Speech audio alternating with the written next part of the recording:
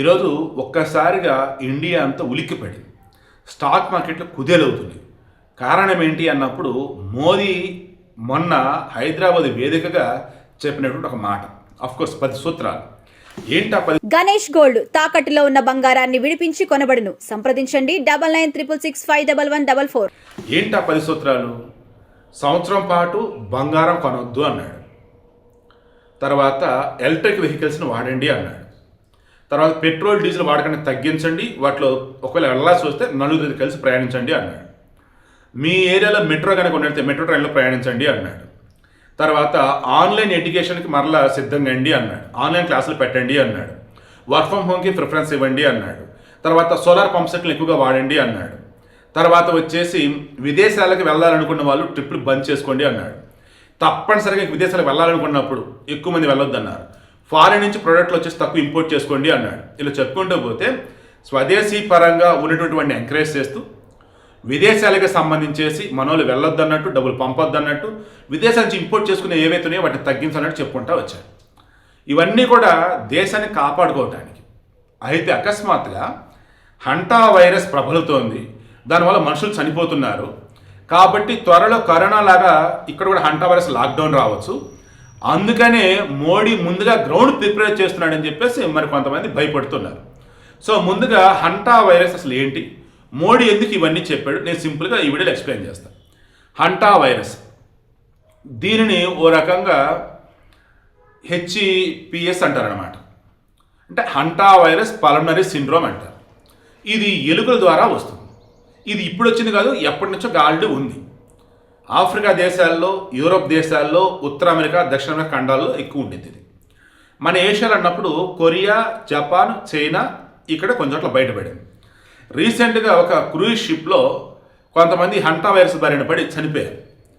దాంతో ఇది మరలా న్యూస్లో హైలైట్ అయింది. హంటా వైరస్ ఎలుకల ద్వారా వస్తుంది. ఎలుకల యొక్క విసర్జితాలు, ఇది కానీ విసర్జితాలు అవి కానీ వాటి లాలాజలం కానీ కలిసినటువంటి ఆహారం అని తీసుకున్న ఆ వాటర్ తాగిన హంటా వైరస్ బాడీలోకి వెళ్ళిపోయింది. బాడీలోకి వెళ్ళిన తర్వాత ఇంక్యుబేషన్ పీరియడ్ 8 వారాలు. ఈ 8 వారాల తర్వాత ఆ వైరస్ బయటపడింది. అది బయటపడ్డప్పుడు బాడీ పెయిన్స్, ఫీవరు, అల్సట, బ్రీతింగ్ తీసుకోవడం ఇబ్బంది. ఇది మెయిన్గా లంగ్స్ మీద ఎఫెక్ట్ చూపించింది. అప్పుడు లంగ్స్లోకి వాటర్ చేరిపోయి చివరికి ఇన్ఫెక్షన్ ఎక్కువైపోయి చనిపోతారు. ఎర్లీగానే మనం గుర్తించినట్టయితే హాస్పిటల్ ట్రీట్మెంట్ తీసుకోవచ్చు, బయటపడవచ్చు.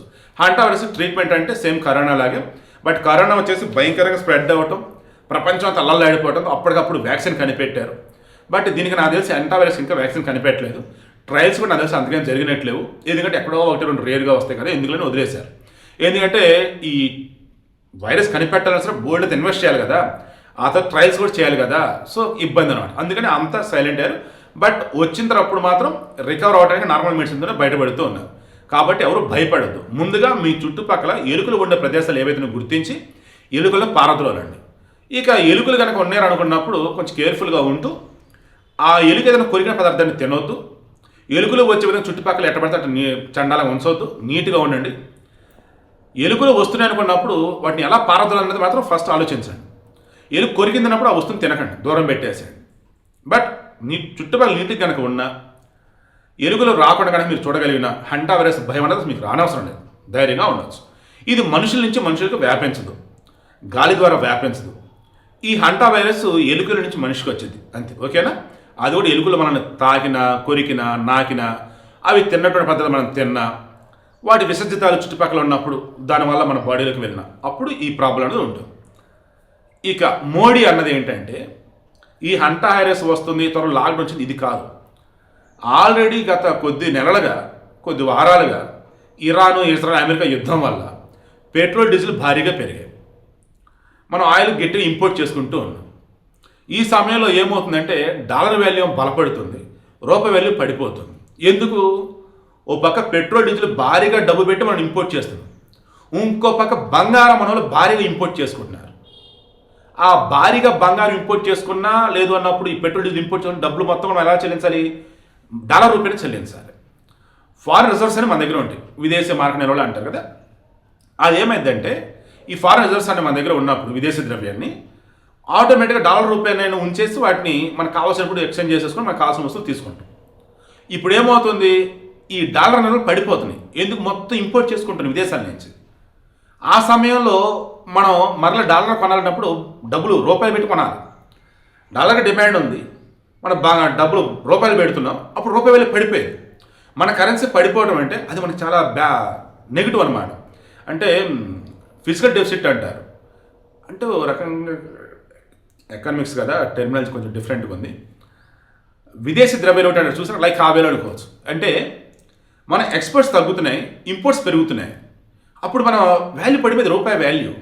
సో మన దేశంలో ఉన్నటువంటి ఈ ఫైనాన్స్ సిచ్యువేషన్ కంట్రోల్ చేయాలి అన్న, ఇంటర్నల్గా ఉన్నటువంటి మన వస్తువులను వాడుకోవాలన్న నిన్న మోడీ చెప్పింది కరెక్ట్ అన్నమాట.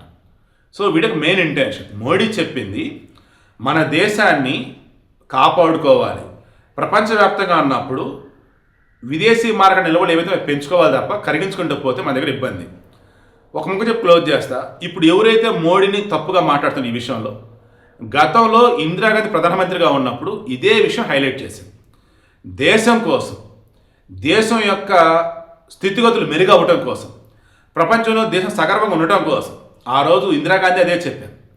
మన దగ్గర విదేశీ మార్కెట్ నిల్వలు తక్కువ ఉన్నాయి, మీరు విదేశాల నుంచి ఏవైతే ఇంపోర్ట్ చేసుకుందని అనుకుంటున్నారో అవి కొన్నాళ్ళు ఆపండి అని చెప్పారు.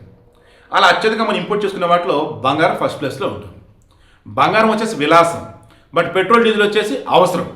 అవసరాన్ని ఆపలేము, విలాసాన్ని ఆపొచ్చు. ఆ రోజు ఇందిరాగాంధీ చెప్పినదే ఈరోజు మోడీ చెప్తుంది. సో హంటా వైరస్ లాక్డౌన్ భయాలు వద్దు. అండ్ మోడీ బంగారాన్ని వన్ ఇయర్ దాకా కొనొద్దని ఎందుకు చెప్పినాడంటే మన దేశ కరెన్సీ అనేది ఇంటర్నేషనల్ లెవెల్లో పడిపోకుండా ఉండటం కోసం, అండ్ డాలర్ల మన దగ్గర కరిగిపోకుండా ఉండటం కోసం. ఓకేనా? ప్లీజ్.